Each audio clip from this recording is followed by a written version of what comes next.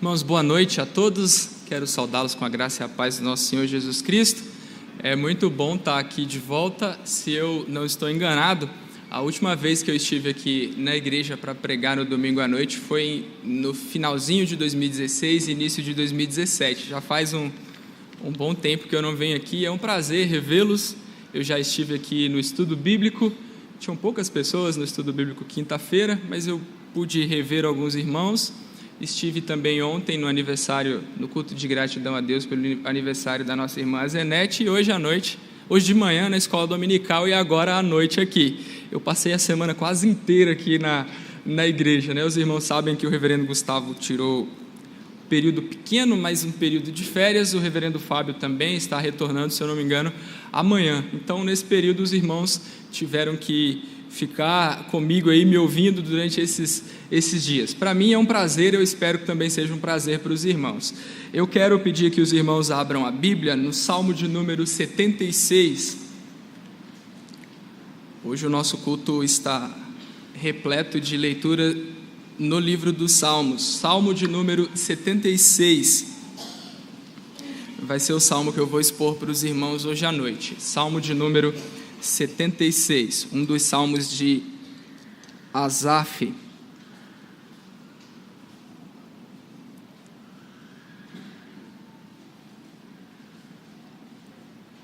Salmo de número 76, o título da nossa edição, Almeida Revista e Atualizada, A Majestade e o Poder de Deus. O título do salmo, ao mestre de canto com instrumentos de cordas, Salmo de Asaf, cântico.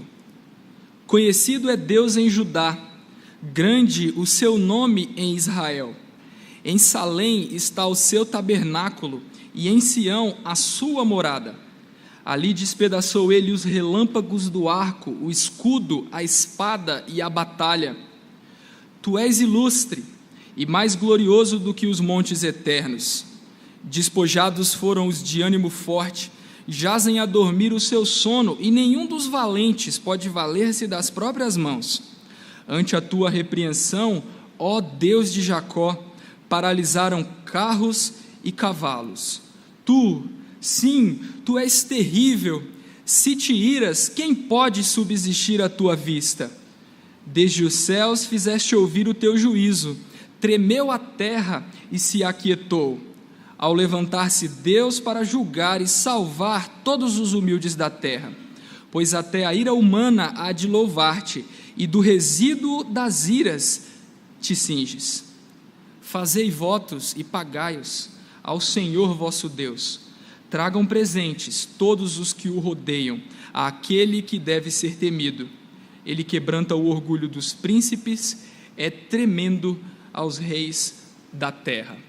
Se os irmãos depois derem uma lida nos 3 salmos, salmo de número 74, 75 e 76, que foi o salmo que eu li com os irmãos, vão perceber que o tema destes salmos, a temática desses 3 salmos é o juízo divino. E a doutrina do juízo divino é muito importante para o cristianismo. Quando nós lemos os artigos fundamentais da fé cristã, o credo apostólico, nós lemos lá, ou quando nós o recitamos, que o Senhor Jesus Cristo há de vir para julgar os vivos e os mortos. A nossa confissão de fé, no capítulo de número 33, tem um capítulo dedicado à doutrina do juízo final. Eu estou citando esses 2 documentos importantes da nossa história, um documento que é parte da nossa tradição teológica e um outro documento muito conhecido de todos os cristãos, que todos os cristãos abraçam, para mostrar que a doutrina do juízo divino é fundamental.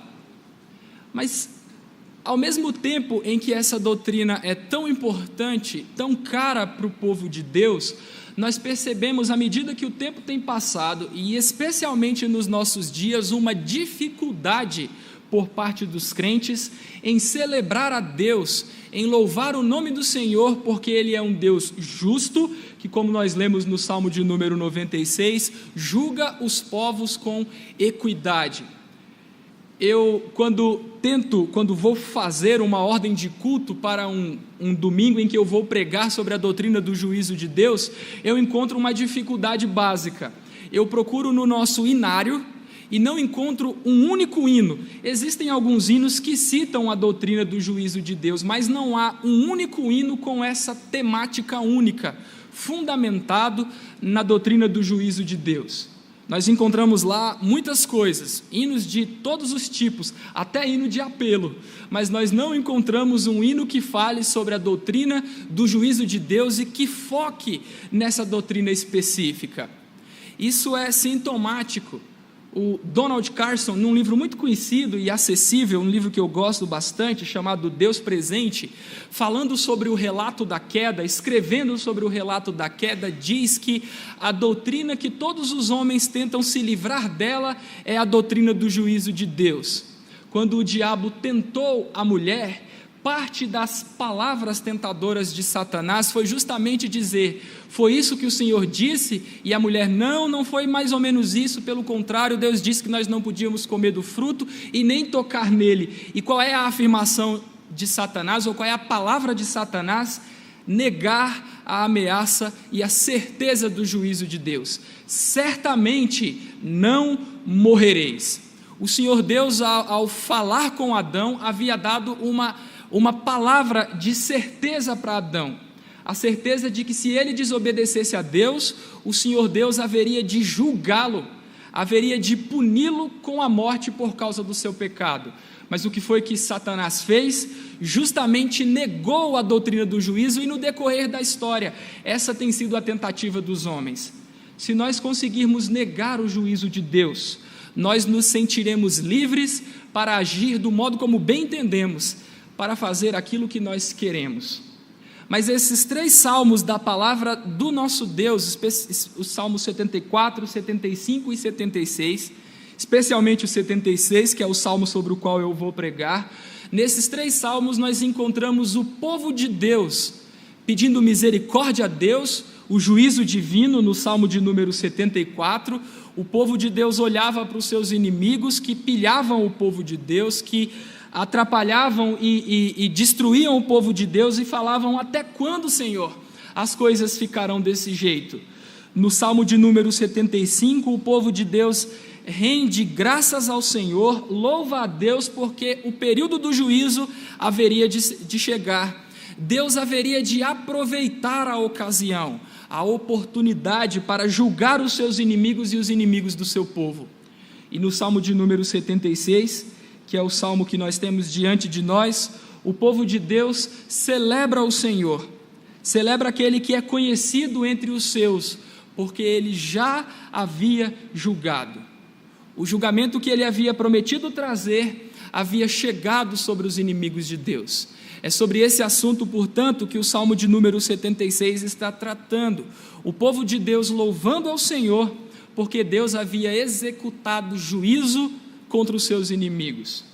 O salmo tem basicamente 3 seções, embora eu vá dividir uma delas em 2, mas do versículo 1 até o versículo 3, nós percebemos aí a primeira seção e uma descrição dos atos de Deus na terceira pessoa do singular.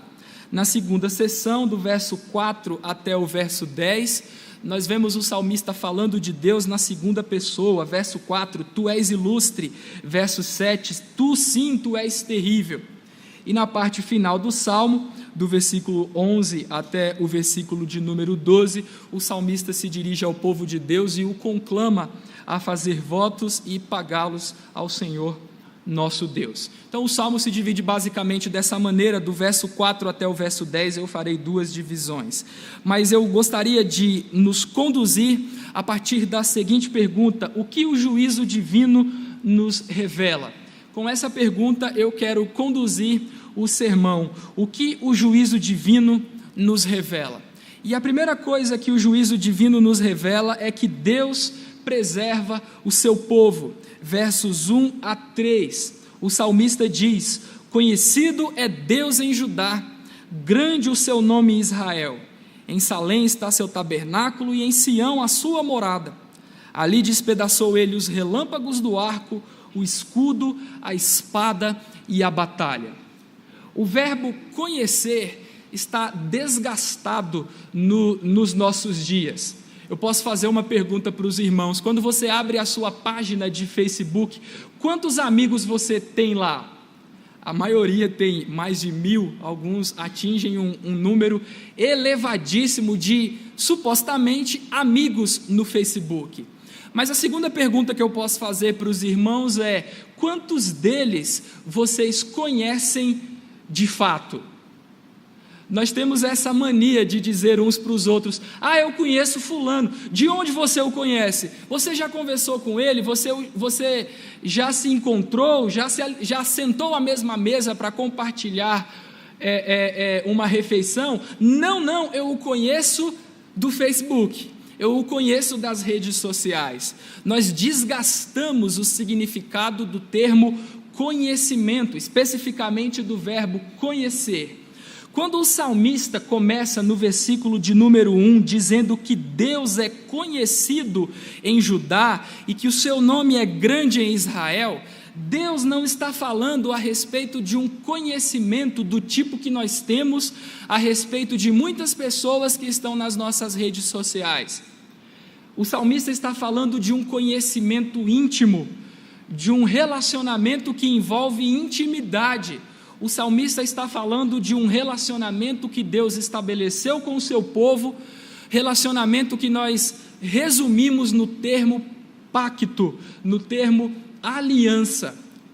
Deus está num relacionamento específico com o seu povo, Deus está em aliança conosco. Deus decidiu entrar num pacto com o seu povo, e é por isso que nós podemos dizer que entre nós Deus é conhecido. Há um salmo que diz que a intimidade do Senhor é para aqueles que o temem, Ele lhes fará conhecer a sua aliança, o seu concerto. Ou seja, meus irmãos, o fato de Deus ser conhecido entre nós aponta para a ideia de que nós estamos num relacionamento estreito com Deus. Ele se relaciona conosco de um modo como Ele não se relaciona com os demais.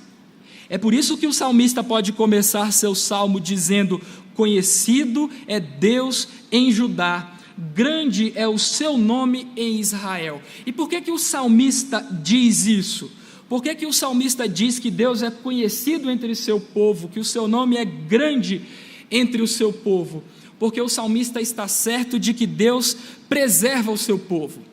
Eu entendo que este salmo reflete a crise que foi desencadeada pela invasão assíria de Judá. Aquele período em que aquele famoso imperador Senaqueribe invadiu a região de Judá e ficou às portas de Jerusalém, cercando a cidade.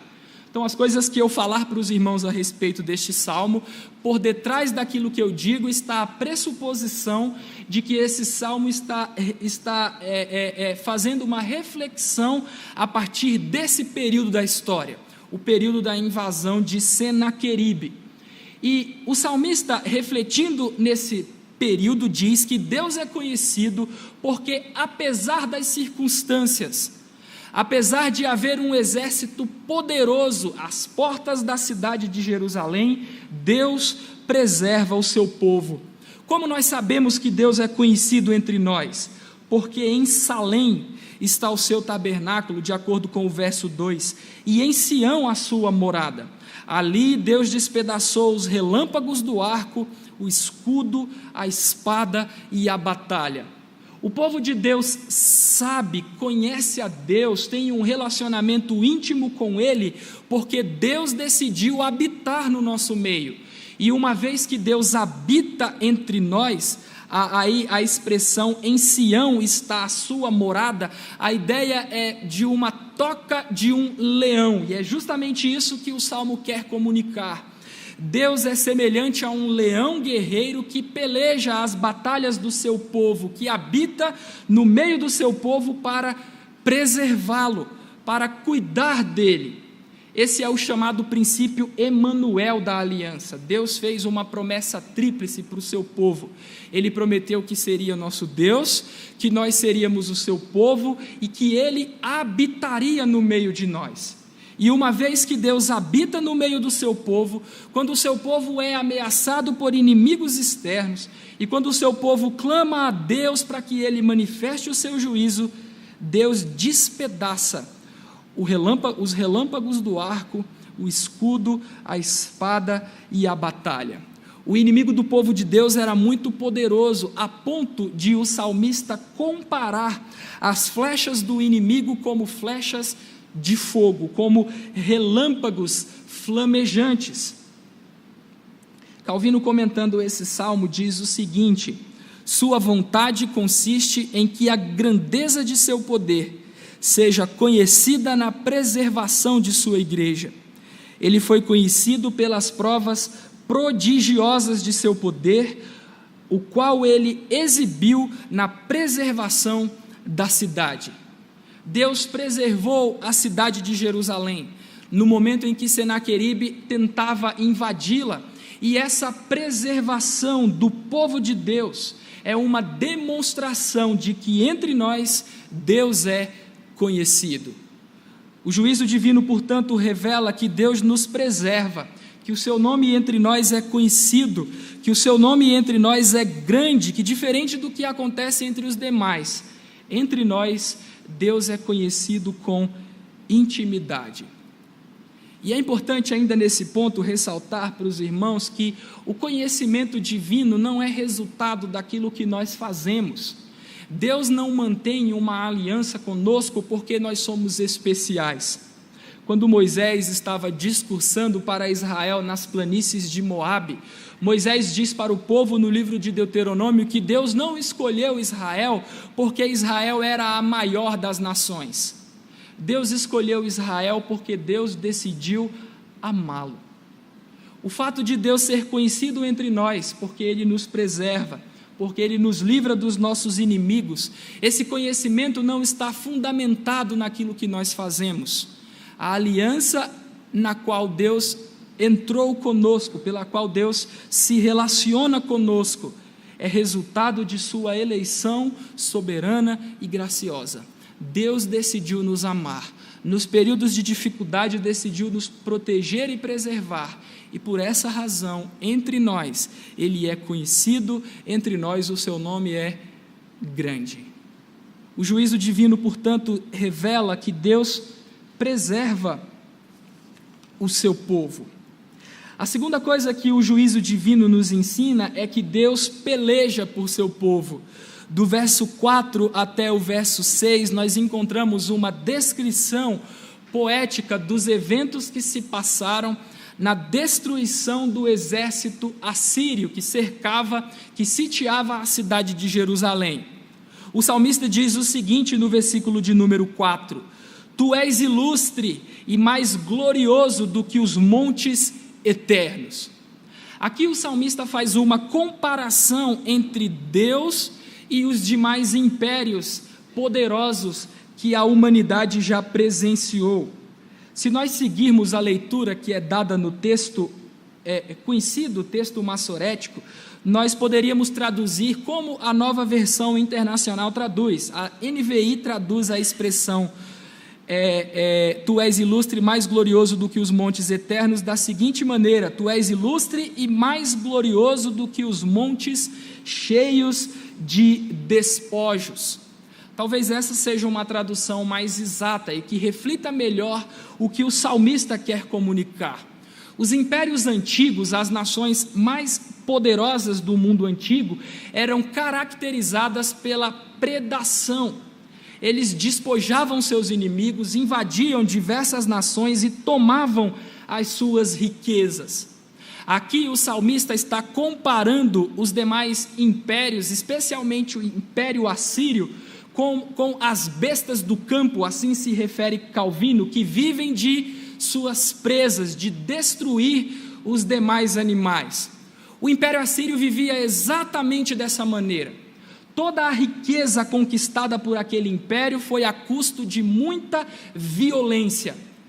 Os assírios praticavam algumas coisas terríveis. Eu vou citar algumas coisas para os irmãos. Eles praticavam a decapitação, amputação de membros, empalamento e esfolamento. Eles faziam essas coisas terríveis para amedrontar as demais nações.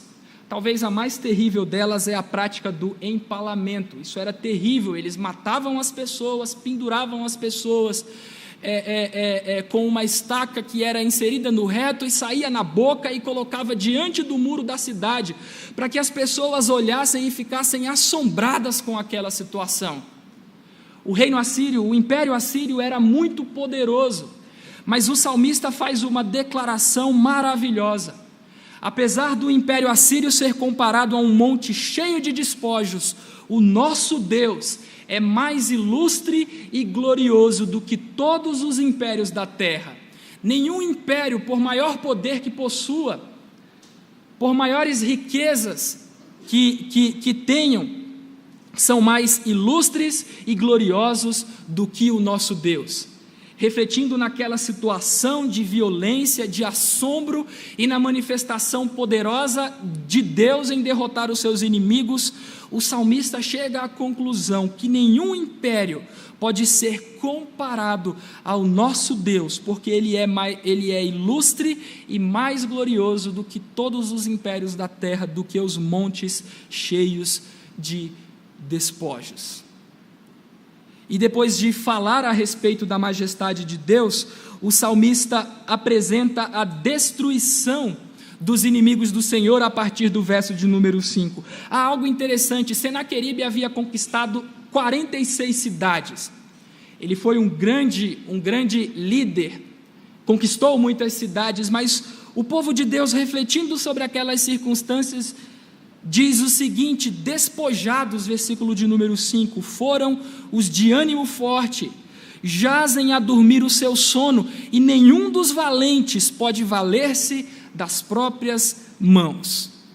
Quando nós lemos o relato das ameaças dos assírios para Jerusalém, nós percebemos a arrogância, a prepotência e o ânimo forte daqueles indivíduos.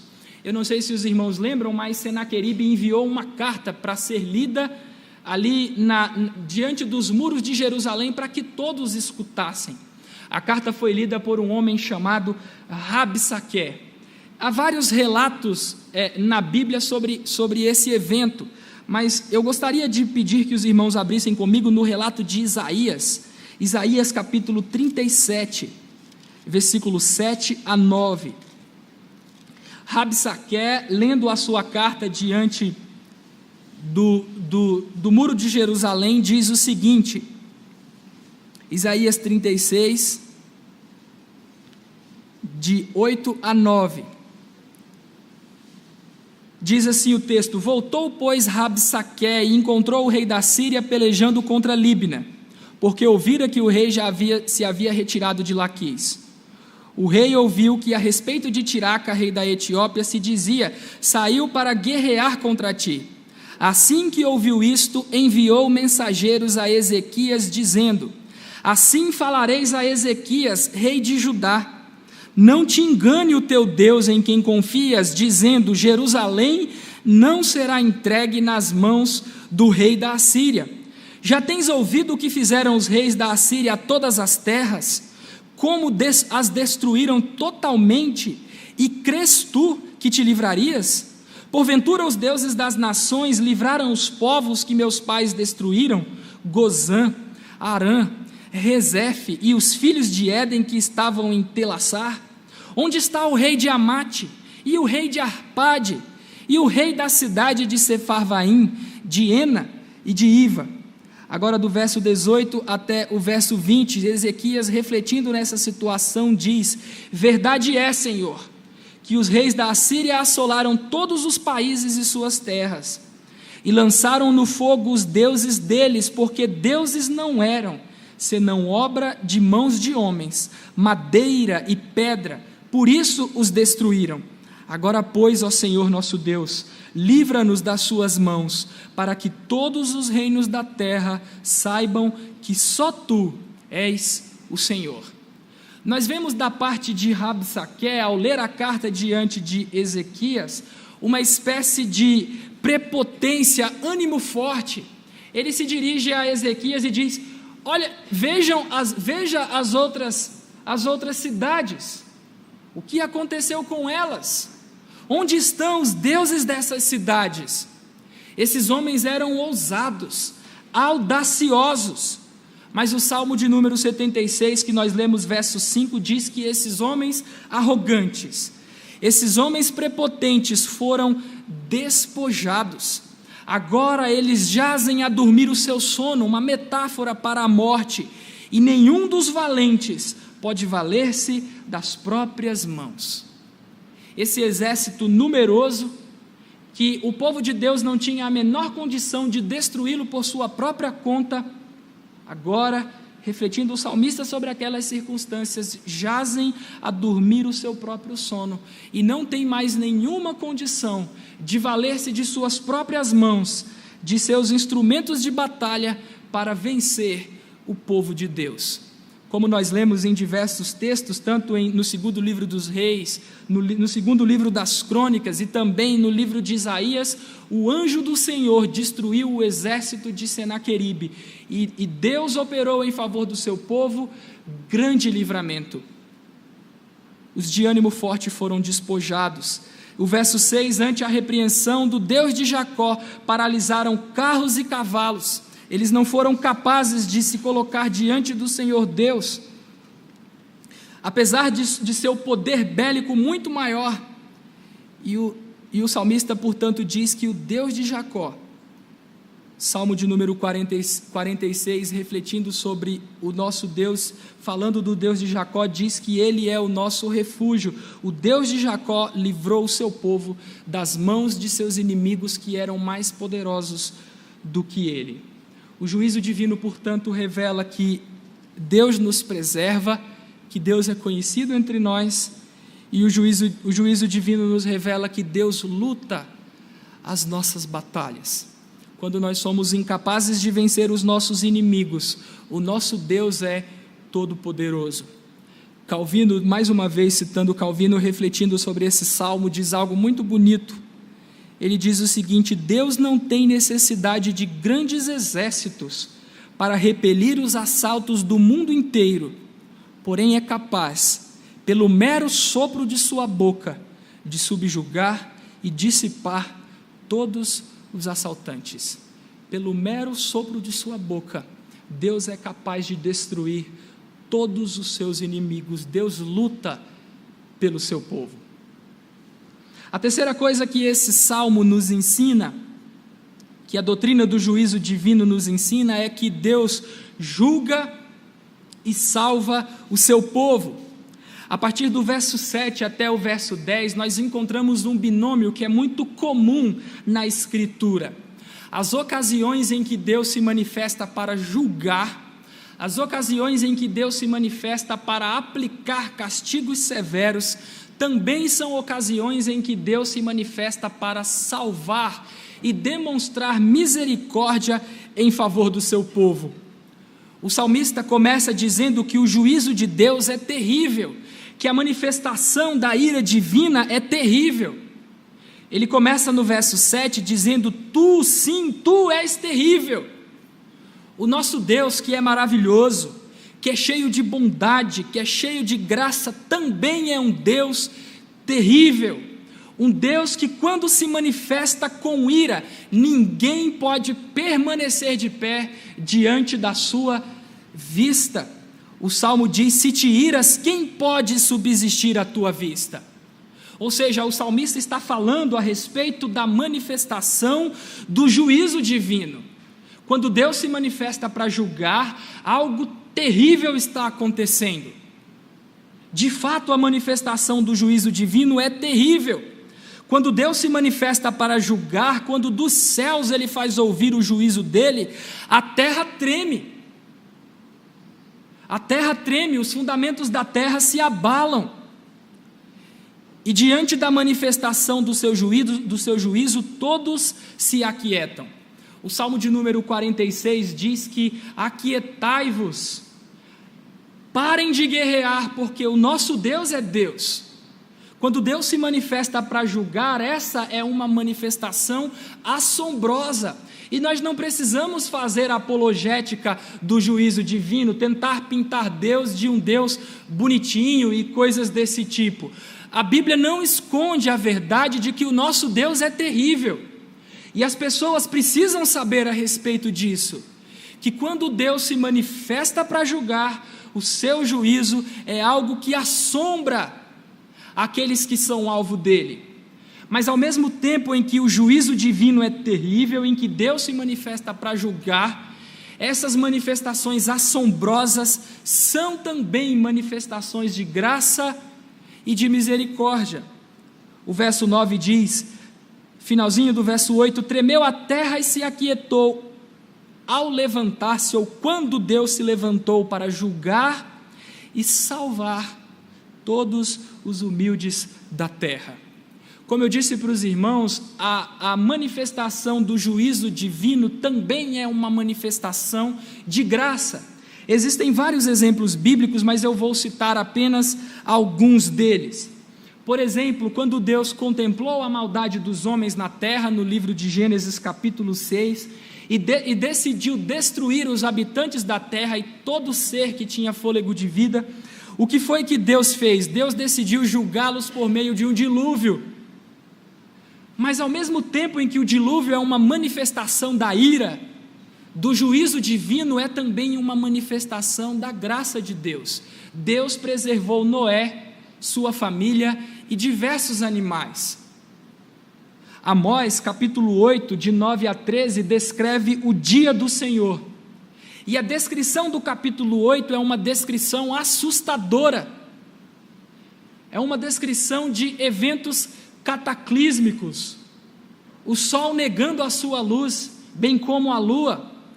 Mas no capítulo de número 9, também refletindo a respeito do dia do Senhor, Amós diz que naquele dia levantarei o tabernáculo caído de Davi.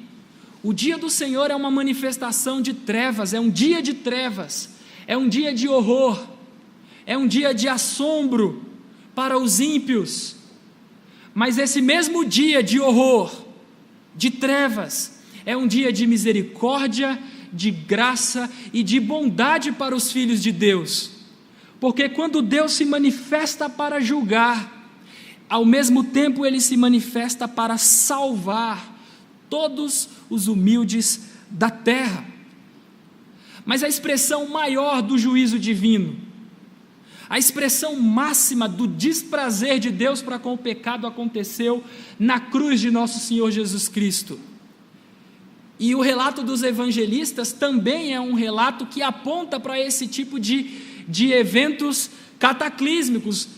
Houve escuridão na terra, terremotos, os túmulos se abriram, e Deus manifestou o seu juízo sobre o seu Filho, a ponto do Filho unigênito de Deus exclamar: Deus meu, por que me desamparaste?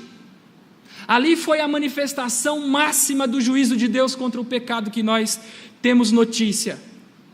Mas nessa manifestação de juízo está a nossa salvação, porque o Filho de Deus foi duramente oprimido por seu Pai, porque o Filho de Deus foi duramente castigado por seu Pai, moído pelas nossas transgressões, ferido de Deus. Por causa desta manifestação do juízo divino, hoje nós somos salvos. Portanto, meus irmãos, o juízo divino revela que Deus vem para julgar, mas não apenas isso, Deus vem para nos salvar, Deus vem para manifestar misericórdia, para livrar todos os humildes da terra. No dia em que Deus se manifestou para julgar Senaqueribe e seu exército, Deus livrou o seu povo. Ezequias, um rei que não tinha a menor condição de se rebelar contra aquele rei, juntamente com o seu povo, foi liberto pelo Senhor, e no decorrer da história é isso que nós temos experimentado. Deus se manifesta para julgar, e Deus se manifesta para misericórdia daqueles que o amam. Para misericórdia daqueles que o amam.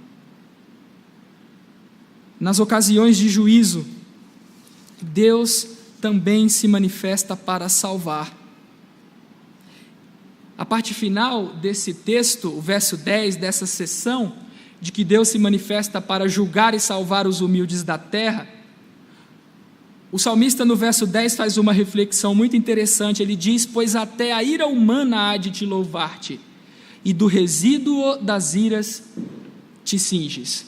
Essa é uma afirmação muito difícil, é complicado até mesmo traduzir esse texto, esse versículo, mas o que eu entendo que está sendo dito aqui é o seguinte: que mesmo as manifestações de ira, de rebelião dos homens contra Deus, são ocasiões que Deus usa para glorificar o seu próprio nome.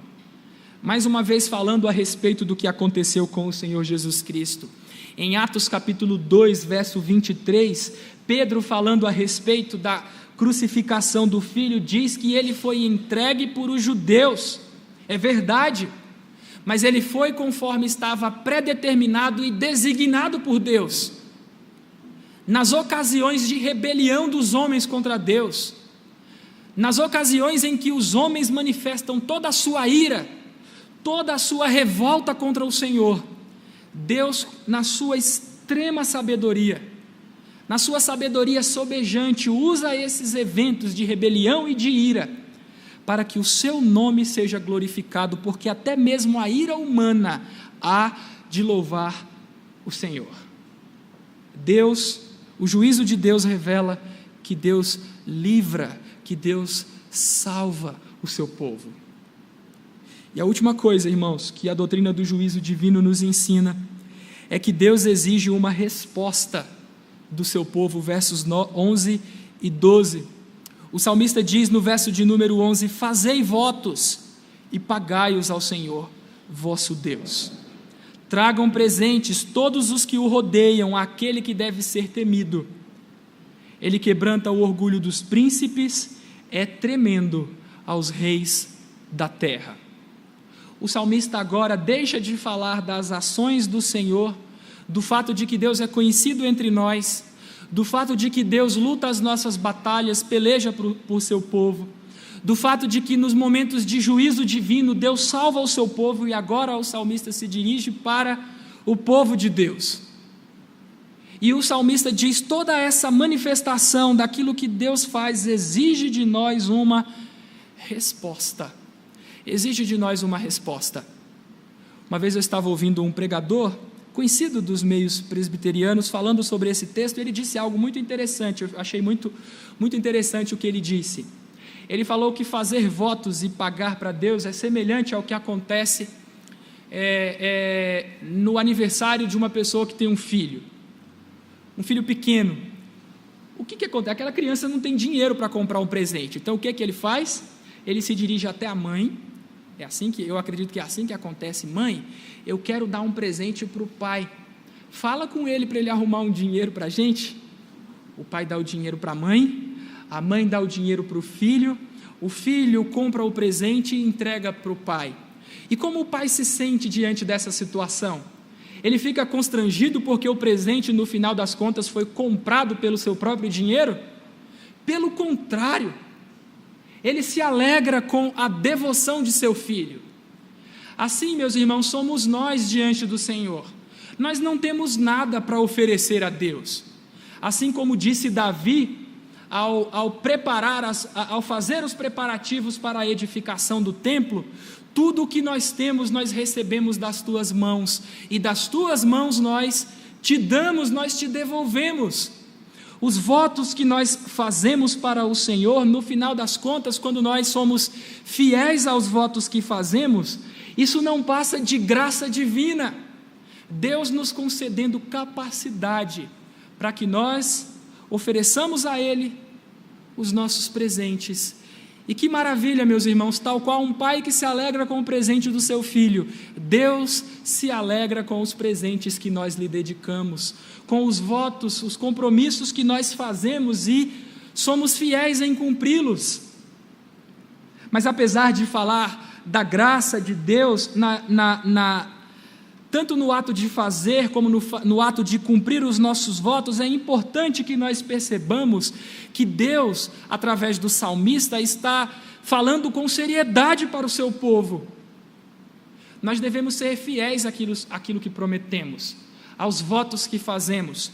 Deus exige de nós compromisso, e nós precisamos ser fiéis aos compromissos que nós fazemos. É interessante que no Salmo o compromisso, a exigência não é feita apenas para o povo de Judá. Todos os povos que rodeavam deveriam trazer presentes àquele que deve ser temido. No segundo livro das Crônicas, capítulo 32, do verso 20 a 23, nós encontramos um cumprimento parcial dessa ordem divina. As pessoas de diversas nações, depois do que aconteceu e depois de Ezequias ter sido curado de maneira milagrosa de sua doença, levavam presentes para Ezequias e para o Senhor. Mas, ao mesmo tempo em que Deus exige um compromisso, Deus faz de número 12, ameaça. Deus faz uma ameaça. Ele diz no verso de número 12, ele quebranta o orgulho dos príncipes, é tremendo aos reis da terra. As nações, especialmente o povo de Deus, devem cumprir os seus votos. Caso contrário, o Deus que deve ser adorado e temido quebranta o orgulho daqueles que lhe desobedecem, daqueles que ousam falar contra ele. O exemplo histórico que nós temos e que eu acredito está por detrás da origem desse salmo é o exemplo de Senaqueribe. Ele zombou de Deus. Ele perguntou: quem é o Senhor para livrá-los? E Deus quebrantou o orgulho daquele príncipe. Com isso, meus irmãos, nós somos lembrados da disciplina da aliança. Nós precisamos ser muito cuidadosos, porque Deus disciplina aqueles que ama. Ele castiga severamente os ímpios, mas mesmo aqueles que fazem parte do seu povo devem ser fiéis aos seus compromissos. Caso contrário, experimentarão a disciplina, o chicote da aliança. E como diz o autor aos Hebreus, terrível coisa é cair nas mãos do Deus vivo. Portanto, meus irmãos, nós aprendemos com esse salmo que o juízo divino revela que Deus nos preserva, ou que Deus é conhecido entre nós, do verso 1 até o verso 3. Nós aprendemos também que a doutrina do juízo divino revela que Deus peleja por nós, Deus luta as nossas batalhas. Esse salmo também nos ensinou que a doutrina do juízo divino revela que Deus se manifesta para nos salvar. E por fim, que Deus exige um compromisso ou uma resposta do seu povo. Eu gostaria de encerrar esse sermão fazendo algumas aplicações. A primeira delas, eu gostaria de relembrá-los de que, por graça divina, Deus mantém um relacionamento especial conosco. Deus é conhecido entre nós, no meio do seu povo o seu nome é grande, e isso não é resultado daquilo que nós fazemos, é resultado da escolha soberana que Deus fez. Se nós estamos numa aliança, se nós estamos num pacto com Deus, foi porque Deus decidiu ser misericordioso e gracioso conosco. Deus é conhecido entre nós, assim como ele era conhecido em Judá. Seu nome é grande entre o seu povo. Uma segunda aplicação que eu gostaria de fazer, eu gostaria de lembrar a conexão dos 3 salmos, 74, 75 e 76. O Salmo 74, o povo de Deus está oprimido, está agoniado. Deixa eu usar a linguagem da minha terra, está agoniado, dizendo: Senhor, até quando os nossos inimigos estão nos destruindo? Os nossos inimigos estão zombando de nós. Às vezes, irmãos, essa é a sensação que nós temos. A igreja de Deus parece tão fraca em muitas circunstâncias. Pensem nos nossos irmãos que são oprimidos, que são assolados em países de regimes totalitários. Pense na igreja do Senhor Jesus Cristo, que está entre os países islâmicos, nos países de tradição comunista, que oprimem o povo de Deus. Até parece que os inimigos de Deus estão triunfando. que a igreja está sendo derrotada, que o Senhor Deus perdeu o controle e que o juízo divino parece tardar. Mas nós, apesar dessas circunstâncias, devemos fazer como o povo de Deus fez no Salmo 75. Nós devemos dar graças a Deus, porque Ele conhece os tempos e as ocasiões, e Ele haverá de julgar seus inimigos e aqueles que afligem o seu povo. E nós podemos ter certeza de que assim como o Senhor julgou a Senaqueribe, assim como o Senhor julgou outros inimigos do povo de Deus, Deus haverá de julgar todos esses governos, todos esses estados totalitários que oprimem o povo de Deus. Nós podemos louvar a Deus por uma verdade que muitas vezes nós achamos difícil louvá-lo por isso. Nosso Deus é um Deus terrível, e todos aqueles que nos oprimem, todos aqueles que zombam de nós, todos aqueles que nos matam, que nos encarceram, um dia estarão diante daquele que haverá de se manifestar para julgar e vingar seus inimigos e os inimigos do seu povo. Meus irmãos, nós devemos ter esperança, nós devemos esperar o dia em que o nosso Senhor haverá de se manifestar para julgar de uma vez por todas aqueles que oprimem o povo de Deus. Ainda que pareçamos fracos, ainda que pareçamos sem influência, sem forças, sem capacidade de enfrentar os nossos inimigos, nos lembremos que o nosso Deus é terrível, e quando Ele se manifesta para julgar, ninguém pode permanecer de pé diante da sua ira. Uma terceira aplicação, ainda falando sobre a graça de Deus, é que naquele glorioso dia,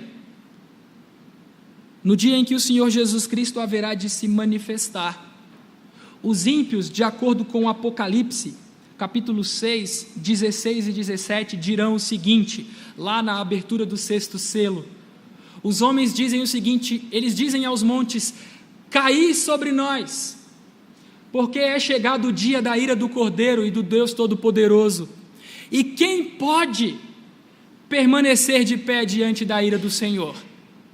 Meus irmãos, nesse dia de ira, nesse dia assombroso, em que haverá trevas em toda a terra, os filhos de Deus permanecerão de pé, porque o nosso Senhor Jesus Cristo já sofreu a ira de Deus por nós.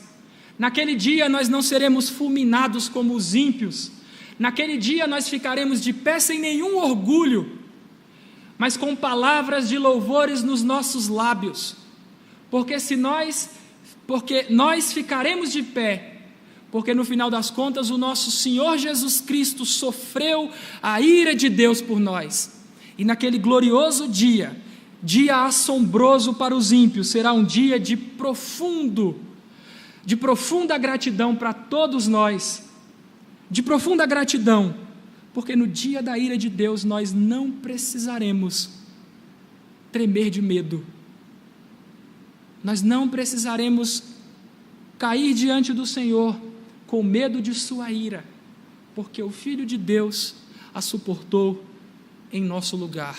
Louvado seja o nosso Senhor Jesus Cristo por isso. Bendito seja o nosso Deus e Pai, que enviou o seu Filho para que nós não pudéssemos experimentar a ira de Deus como os ímpios experimentarão.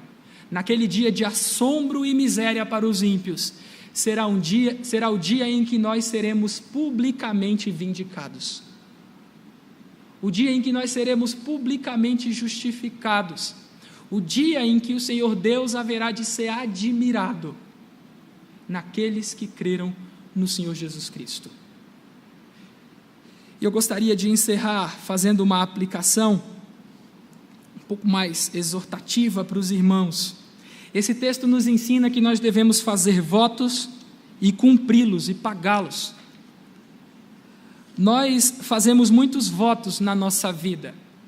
Quando nós nos casamos, nós fazemos um voto de fidelidade durante toda a nossa vida. Como nós temos lidado com os votos do nosso casamento? Como nós temos lidado com isso? Quando nós somos recebidos na igreja, nós fazemos um juramento que nós chamamos de pública profissão de fé. Como nós temos lidado com isso? nós temos sido fiéis aos votos que nós fizemos no dia em que professamos publicamente a nossa fé, fidelidade às autoridades enquanto elas permanecem fiéis, fidelidade de participar das reuniões do povo de Deus, não apenas as reuniões do domingo, mas também nas reuniões semanais, quando isso nos é possível. Como nós temos lidado com esses votos? Lembrem-se, meus irmãos, aqueles que são filhos de Deus que não cumprem seus votos experimentam a disciplina da aliança. Aqueles que têm filhos, quando nós vamos batizá-los, quando nós os apresentamos diante do Senhor para o batismo, para receberem o selo, o sinal externo da aliança, nós prometemos educá-los, nós prometemos discipliná-los, nós prometemos criá-los na disciplina do Senhor. Nós temos sido fiéis a esses votos. Eu repito, quando nós fazemos votos e não cumprimos, nós experimentamos o chicote da aliança, a disciplina da aliança do nosso Deus. E agora uma palavra especialmente aos oficiais da igreja.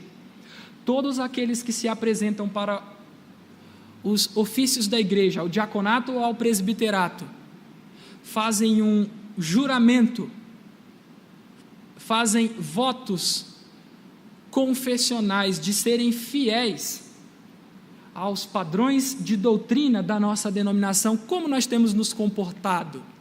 Como nós temos nos comportado? Nós temos sido fiéis a esses votos? De maneira muito triste, nós devemos constatar que existem muitos oficiais na nossa denominação que são infiéis aos votos que fizeram. Nós devemos nos lembrar do que disse o pregador de Jerusalém, no livro de Eclesiastes: é melhor que não votes, do que votando não cumpras aquilo que tu votaste. Isso não significa que nós não devemos fazer compromissos, significa que nós devemos ser fiéis a eles. Lembremos-nos, meus irmãos, do terceiro mandamento: não tomarás o nome do Senhor teu Deus em vão, porque Deus não terá por inocente aquele que tomar seu nome em vão. Quando nós fazemos votos, quando nós fazemos juramentos públicos, votos solenes publicamente, nós estamos invocando o nome do Senhor, e Deus não tem por inocente aquele que invoca o nome do Senhor para fazer votos e depois quebra esses votos. Que Deus tenha misericórdia de nós e nos ajude a celebrá-lo, a louvá-lo, a adorá-lo pelo seu juízo que também é ocasião para a nossa salvação, e que Deus nos ajude a cumprir os nossos compromissos. Somente com o auxílio do Espírito nós seremos capazes de fazê-lo. Que Deus tenha misericórdia dos irmãos, de todos nós, e nos abençoe.